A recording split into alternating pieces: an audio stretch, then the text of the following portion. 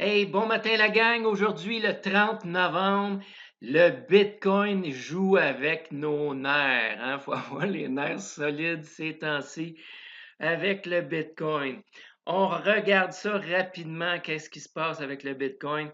Bon, on voit déjà là, que la valse est partie. Hein? Ça fait pas 2 jours là, qu'il a atteint son sommet ici. On a tracé nos lignes, puis nos lignes de tendance, ils tiennent toujours la route. On peut aller voir les autres capsules avant, là, si on n'est pas sûr. On voit qu'il vient encore une fois de venir toucher puis de s'accoter ici sur une de nos lignes de tendance. Donc là, on est sur une échelle des chandelles à 1 heure. On peut voir un peu qu'il y a beaucoup de variations. Hey, on parle là, grosso modo de 15 de variation en très peu de temps. Mais là, qu'est-ce qui se passe? Il s'en va où? Qu'est-ce qui se passe avec le Bitcoin? Bon, on va se faire des petits dessins vite encore aujourd'hui, là. On va aller se mettre sur notre chandelle de 4 heures. On va mieux comprendre. On avait fait des petits dessins hier par rapport à ça. Et voici et voilà.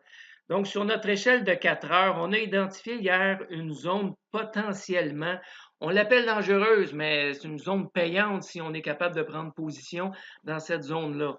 On l'a expliqué hier, on a notre tendance avec nos lignes bleues, on est à côté dessus en ce moment. Si jamais on traverse cette tendance-là, si jamais on s'en va plus bas, on a notre tendance à long terme qui est verte ici, sur laquelle on peut venir encore jouer. Sinon, on a notre autre ligne de tendance à court terme ici, qui est en bleu, qu'on peut venir s'accoter dessus. On a notre grosse résistance qui est ici également. Donc, notre dessin, il tient encore la route, là, sauf qu'il va plus vite qu'on pensait. Il descend pas mal plus vite. Qu'est-ce qui peut se passer avec ça? Si on regarde dans le passé ici, on en a eu une variante ici là, qui était quand même assez prononcée. On va la prendre puis on va venir se mettre ça ici, voir qu'est-ce que ça peut donner. Donc, on voit que si jamais on gardait la même tendance, ça voudrait dire qu'on pourrait rebondir ici et venir s'accoter ici pour venir redescendre et peut-être sortir.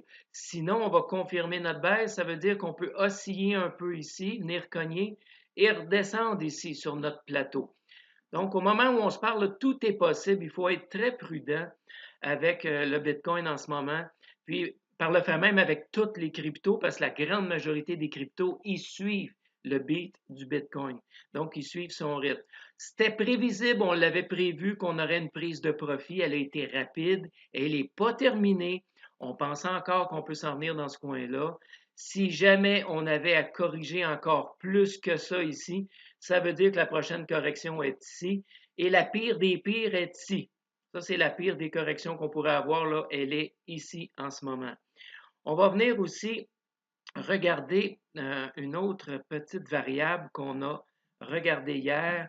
On va remettre notre Fibonacci en place.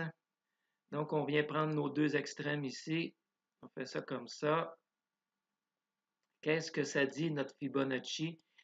Grosso modo, ouf, on va essayer de zoomer un peu là-dessus. Hein? Ouais. On va essayer de zoomer. Ça fait pas mal de lignes à regarder, là, mais bon. Bon, grosso modo, notre Fibonacci, il est quand même pas si pire, là. On n'ira pas pour la précision aujourd'hui. Donc, si on regarde notre point 38, on l'a cassé. Si on regarde notre point 5, ici, on l'a cassé. Si on regarde le point 618, on l'a cassé aussi. Normalement, ça voudrait nous dire qu'avec Fibonacci, que la tendance à la baisse est pas finie.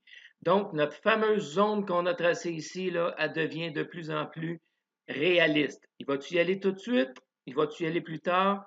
Bon, écoutez, on va le voir avec le temps. On va le voir dans le futur. Normalement, ce qu'il devrait faire, c'est de venir osciller un petit peu ici. Sinon, s'il n'y a pas d'oscillation puis il descend direct, ben là, on s'en vient sur notre prochain plancher qui est ici. Ça, c'est clair.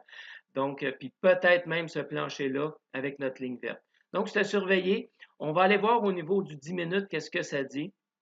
On va regarder s'il est plus son mouvement, autrement dit. Donc, au niveau du 10 minutes, ici, on voit que on a notre oscillation là, qui est ici. On est venu pas mal plus bas que la première fois ici. On a notre plancher qui est là. On accote sur notre ligne. si on regarde, est-ce qu'on a notre Ishimoku d'allumé? Non, on va aller voir notre Ishimoku, qu'est-ce qu'il dit? Bouf, on est loin de notre Ishimoku, hein, on l'a traversé, on a traversé notre ligne blanche. Donc, c'est clair que pour l'instant, on est dans un cycle baissier et on espère d'avoir une oscillation ici qui nous permettrait de traverser l'Ishimoku puis de repartir en hausse. Mais, c'est fort probable qu'on s'en vienne à côté sur notre résistance qui est ici. Donc, peut-être encore une légère oscillation, puis peut-être une descente ici. C'est à suivre, mais ce qui est le fun d'avoir nos mouvements comme on a établi, c'est qu'on est capable de prévoir quand même relativement de façon plus sécure, là. S'il tombe, il va tomber jusqu'où? Et c'est là que c'est intéressant de venir se mettre des offres d'achat ici pour profiter de la petite hausse qui suit. À chaque fois qu'il descend, il y a une petite hausse. Donc, s'il vient ici, il peut remonter là. Donc, on a un 3, 4, 5 de profit à faire s'il descend là. C'est important de bien jouer ces échelons-là ici, là, nos paliers. C'est important de bien les jouer quand on fait du trade à court terme. Si on fait du trade à long terme, on regarde ça, on sourit, c'est pas grave, même s'il descend ici, dans 2-3 mois, il va avoir à repasser son niveau puis il va être encore rendu plus loin.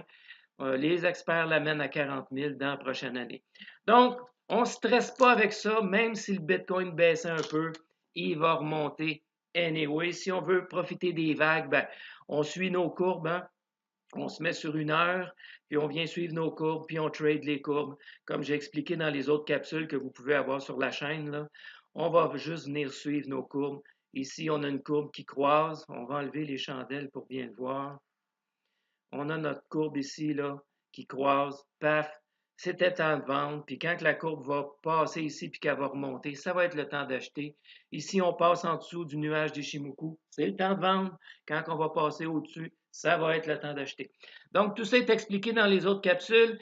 Passez une belle journée. On garde ça court, on garde ça simple. Passez une belle journée et on se revoit bientôt.